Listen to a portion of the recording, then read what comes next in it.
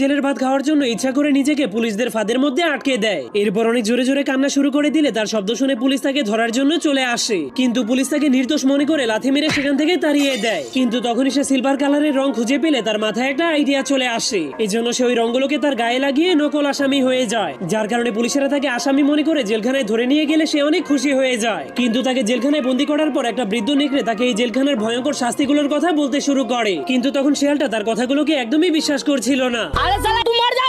আমি বিশ্বাস করি না। এই জন্য বৃদ্ধ নেকড়েটা সবাইকে বাঁচানোর জন্য লোহার মাধ্যমে চাবি বানিয়ে সবাইকে জেলখানা থেকে মুক্ত করে দেয়। কিন্তু সেই পাগল শিয়ালটা জেলের সরকারি খাবার খাওয়ার জন্য নিজেকে আবারও জেলখানার মধ্যে বন্দি করে দেয়। কিন্তু এরপর সে যখনই দেখতে পায় পুলিশেরা তাকে কুপিয়ে মারার জন্য ধারালো কুড়াল নিয়ে তার দিকে আসতে শুরু করেছে, তখন সে অনেক ভয় পেয়ে জেল থেকে পালাতে শুরু করে দেয়। তোরা কে কোনাস আমার বাসা? এই জন্য জেলার তাকে ধরার জন্য তার পিছনে অনেকগুলো ভয়ঙ্কর কুকুর লাগিয়ে দেয়।